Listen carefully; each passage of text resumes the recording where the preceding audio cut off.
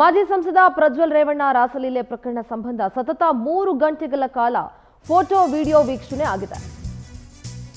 ಪ್ರಜ್ವಲ್ ರೇವಣ್ಣ ರಾಸಲೀಲೆ ಪ್ರಕರಣ ಸಂಬಂಧ ಕೋರ್ಟ್ನಲ್ಲಿ ಸತತ 3 ಗಂಟೆಗಳ ಕಾಲ ಫೋಟೋ ಅಂಡ್ ವಿಡಿಯೋ ವೀಕ್ಷಣೆ ಆಯಿತು. ಇನ್ ಕ್ಯಾಮೆರಾ ಪ್ರೊಸೀಡಿಂಗ್ಸ್ ನಲ್ಲಿ ವಿಡಿಯೋ ವೀಕ್ಷಣೆ ಆಗಿದೆ. ತಾನೇ ಮಾಡಿದ ವಿಡಿಯೋ ಫೋಟೋವನ್ನ ಈ ಕಾಮಿ ನೋಡಿದ್ದಾನೆ.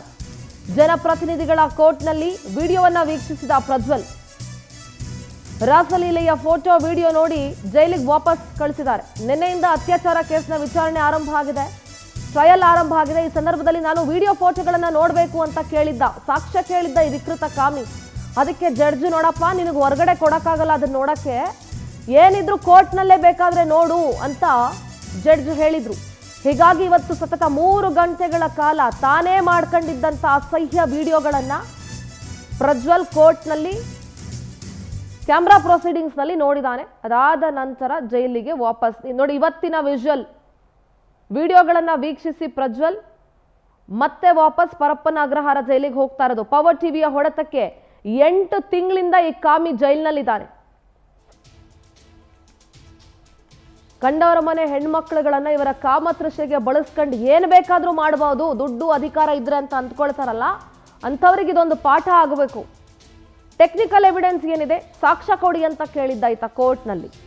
ಜಡ್ಜ್ ಮಖಕ್ಕೆ ಮಂಗಳಾರತಿ ಎತ್ತಿ ಅಸಹ್ಯವಾಗಿದೆ, ಇದನ್ನು ಹೊರಗಡೆ ಕೊಡಕ್ಕಾಗಲ್ಲ, ಕೋರ್ಟ್ನಲ್ಲೇ ತೋರಿಸ್ತೀವಿ, ಇಲ್ಲೇ ನೋಡಿ ಅಂತ ಹೇಳಿದ್ರು. ಪ್ರತಿನಿಧಿ ಶಶಿಧರ್ ನೇರ ಸಂಪರ್ಕದಲ್ಲಿ ಜಾಯ್ನ್ ಆಗಿದ್ದಾರೆ. ಶಶಿಧರ್, ಇವತ್ತು ಪ್ರಜ್ವಲ್ ರೇವಣ್ಣ ಅವರ ಪ್ರಕರಣ ಏನಿತ್ತು, ರಾಸಲೀಲೆ ಪ್ರಕರಣ ಕೋರ್ಟ್ನಲ್ಲಿ ಇದನ್ನಿಂದ ಟ್ರಯಲ್ ನಡೀತಾ ಇದೆ. ಈ ಟ್ರಯಲ್ ಸಂದರ್ಭದಲ್ಲಿ ಟೆಕ್ನಿಕಲ್ ಎವಿಡೆನ್ಸ್ ಅನ್ನ ಕೇಳಿದ ಪ್ರಜ್ವಲ್. ಸೊ ಕೋರ್ಟ್ ಹೊರಗಡೆ ಕೊಡಕ್ಕಾಗಲ್ಲ, ಬೇಕಾದ್ರೆ ಕೋರ್ಟಲ್ಲೇ ನೋಡಿ ಅಂತ ಕೂಡ ಹೇಳಿತು. ಇವತ್ತು ಕೋರ್ಟ್ನಲ್ಲಿ ಫೋಟೋ ವಿಡಿಯೋ ಏನೆಲ್ಲ ಗನಂಧಾರಿ ಕೆಲಸಗಳನ್ನ ಆತ ಮಾಡಿದ್ದ ಅನ್ನೋದನ್ನ ಕೋರ್ಟ್ನಲ್ಲೇ ನೋಡಲಾಗಿದೆ. ಸದ್ಯದ ಅಪ್ಡೇಟ್ಸ್ ಶಶಿಧರ್.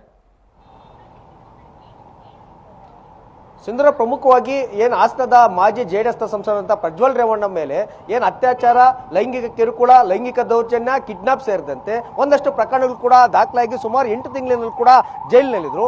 ಈ ಒಂದು ವಿಚಾರಕ್ಕೆ ಸಂಬಂಧಪಟ್ಟಂತೆ ಈಗ ಜನಪ್ರತಿನಿಧಿಗಳ ವಿಶೇಷ ನ್ಯಾಯಾಲಯದಲ್ಲಿ ಟ್ರಯಲ್ ನಡೀತಿದೆ. ಆ ಟ್ರಯಲ್ ನಡೆಯಬೇಕಂತ ಸಂದರ್ಭದಲ್ಲಿ ಪ್ರಜ್ವಲ್ ರೇವಣ್ಣ ಪರ ವಕೀಲರಂತ ಅರುಣ್ ಅವರು, ನಾವು ವಾದವನ್ನ ಮನ್ನಣೆ ಮಾಡಬೇಕಾದ್ರೆ ನಮಗೆ ನೀವು ಪೊಲೀಸ್ನವರು ಯಾವೆಲ್ಲ ಎವಿಡೆನ್ಸ್ ಅನ್ನ, ಟೆಕ್ನಿಕಲ್ ಎವಿಡೆನ್ಸ್ ಅನ್ನ ವಶಪಡಿಸಿಕೊಂಡಿದ್ದೀರಾ, ಮತ್ತೆ ನಮ್ಮ ಹತ್ರ ಯಾವೆಲ್ಲ ವಿಡಿಯೋಗಳು ಸಿಕ್ಕಿವೆ, ಹೀಗಾಗಿ ಅವೆಲ್ಲವನ್ನು ಕೂಡ ನಮಗೆ ಕೊಟ್ಟರೆ ನಾವು ವಾದವನ್ನ ಮಾಡೋದಕ್ಕೆ ಅನುಕೂಲ ಆಗುತ್ತೆ, ಹೀಗಾಗಿ ಆ ವಿಡಿಯೋಸ್ ಅನ್ನ ಕೊಡಬೇಕು ಅಂತ ಹೇಳ್ಬಿಟ್ಟು ಕೂಡ ಮನವಿಯನ್ನು ಕೂಡ ಮಾಡಿದ್ರು. ಹೀಗಾಗಿ ನ್ಯಾಯಾಧೀಶರು ಕೂಡ ಯಾವುದೇ ಕಾರಣಕ್ಕೂ ಕೂಡ ವಿಡಿಯೋಗಳನ್ನ ಕೊಡೋದಕ್ಕೆ ಬರೋದಿಲ್ಲ, ಯಾಕಂದ್ರೆ ಅದರಲ್ಲಿ ನೂರಾರು ಮಹಿಳೆಯರ ಅದರಲ್ಲಿ ಮಾನ ಇದೆ. ಹೀಗಾಗಿ ಮಹಿಳೆಯರ ಘನತೆಗೆ ಧಕ್ಕೆ ತರುವಂತ ಕೆಲಸ ಆಗುತ್ತೆ. ಏನಿದ್ರು ಕೂಡ ನೀವು ಬೇಕಿದ್ರೆ ನೀವೇ ನೋಡ್ಕೊಳ್ಳಿ, ಬೇಕಿದ್ರೆ ಅವಕಾಶವನ್ನು ಮಾಡ್ಕೊಡ್ತೀವಿ ಅಂತ ಕೂಡ ಹೇಳಿದ್ರು. ಹೀಗಾಗಿ ಇವತ್ತು ಬೆಳಗ್ಗೆ 11 ಗಂಟೆಯಿಂದ ಕೂಡ 1:30ವರೆಗೂ ಕೂಡ ಪ್ರಜ್ವಲ್ ರೇವಣ್ಣ ಮತ್ತೆ ಅವರ ಪರ ಇರುವಂತಹ ವಕೀಲರು ಮತ್ತೆ ತನಿಖಾಧಿಕಾರಿ 3 ಜನರಿಗೆ ಮಾತ್ರ ವಿಡಿಯೋಗಳನ್ನ ನೋಡೋದಕ್ಕೆ ಇನ್ ಕ್ಯಾಮೆರಾ ಪ್ರೊಸೀಡಿಂಗ್ಸ್ ಅಡಿಯಲ್ಲಿ ಇವತ್ತು ಜನಪ್ರತಿನಿಧಿಗಳ ವಿಶೇಷ ನ್ಯಾಯಾಲಯದಲ್ಲಿ ವಿಡಿಯೋಗಳನ್ನ ನೋಡೋದಕ್ಕೆ ಅವಕಾಶ ಮಾಡಿಕೊಟ್ಟಿದ್ರು. ಏನ್ ಪ್ರಜ್ವಲ್ ರೇವಣ್ಣ ಅವರ ಚಾಲಕನ ಮೊಬೈಲ್ ನಲ್ಲಿ, ಸ್ಯಾಮ್ಸಂಗ್ ಫೋನ್ ನಲ್ಲಿ ಸಿಕ್ಕಿದಂತೂ ಸುಮಾರು 2000ಕ್ಕೂ ಹೆಚ್ಚು ಫೋಟೋಗಳು ಮತ್ತೆ 300ಕ್ಕೂ ಹೆಚ್ಚು ವಿಡಿಯೋಗಳು ಇದ್ವು. ಅದರಲ್ಲಿ ಸುಮಾರು 18 ವರ್ಷದಿಂದ 80 ವರ್ಷದ ಮುದುಕಿರುವವರೆಗೂ ಕೂಡ ವಿಡಿಯೋಗಳಿದ್ದದ್ದು ಕೂಡ ಎಲ್ಲ ಕಡೆ ಕೂಡ ಗೊತ್ತಾಗಿತ್ತು. ಹೀಗಾಗಿ ಒಂದಷ್ಟು ವಿಡಿಯೋಗಳೇನಾದ್ರೂ ಕೊಟ್ರೆ ಮತ್ತೆ ಅವು ಜಾಹೀರಾಗುತ್ತೆ. ಇದರಿಂದ ಒಂದಷ್ಟು ಜನ ಆತ್ಮಹತ್ಯೆಗೆ ಕೂಡ ಸಾಕಷ್ಟು ಜನ ಹಾಸನದಲ್ಲಿ ಕೂಡ ಯತ್ನವನ್ನು ಕೂಡ ಮಾಡಿದ್ರು.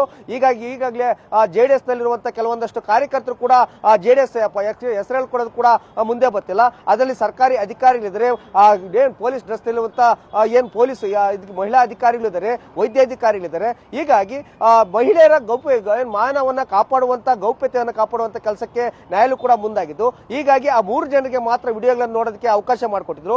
ಈಗ ವಿಡಿಯೋಗಳನ್ನ ನೋಡಿದ್ದಾರೆ. ನೋಡಿದ ನಂತರ ಯಾವ ರೀತಿಯಾಗಿ ವಾದವನ್ನ ಮಾಡ್ತಾರೆ, ಯಾಕಂತಂದ್ರೆ ಪ್ರಜ್ವಲ್ ರೇವಣ್ಣ ಒಂದ್ ಕಡೆ ಹೇಳ್ತಾರೆ ನನ್ನ ಹತ್ರ ಫೋನ್ ಇಲ್ಲ, ಎಲ್ಲ ಒಂದ್ ಕಡೆ ಕಳೆದೋಯ್ತು, ಬಾತ್ರೂಮ್ ಅಲ್ಲಿ ಬಿದ್ದೋಯ್ತು ಅಂತ ಕೂಡ ಹೇಳಿದ್ದಾರೆ. ಅದಾದ ನಂತರ ಡ್ರೈವರ್ ಮೊಬೈಲ್ಗೆ ಯಾವ ರೀತಿಯಾಗಿ ವಿಡಿಯೋಗಳು ಬಂತು ಅನ್ನೋದು ಕೂಡ ಕೇಳಬೇಕಾಗುತ್ತೆ.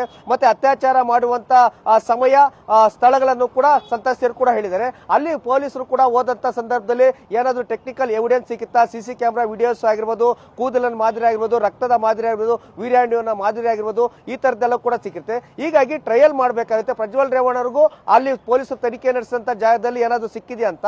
ಹೀಗಾಗಿ ಪೊಲೀಸರು ಕೂಡ ಎಲ್ಲಾ ರೀತಿಯಲ್ಲೂ ಕೂಡ ತನಿಖೆಯನ್ನು ಮುಗಿಸಿ ಈಗಾಗಲೇ ಚಾರ್ಜ್ ಶೀಟ್ ಅನ್ನು ಕೂಡ ಮಾಡಿದ್ದಾರೆ. ಒಂದು ವೇಳೆ ಪ್ರಜ್ವಲ್ ರೇವಣ್ಣದಕ್ಕೂ ಇದಕ್ಕೂ ಯಾವ್ದಾದ್ರು ಒಂದಾದ್ರೂ ಹೋಲಿಕೆ ಆದ್ರೆ ಪ್ರಜ್ವಲ್ ರೇವಣ್ಣಗೆ ಸುಮಾರು 14 ವರ್ಷ ಜೀವಾವಧಿ ಶಿಕ್ಷೆ ತಪ್ಪಿದ್ದಲ್ಲ ಸಿಂಧೂರ. ಓಕೆ, ಥ್ಯಾಂಕ್ ಯು ಶಶಿಧರ್ ನಿಮ್ಮೆಲ್ಲ ಮಾಹಿತಿಗೆ.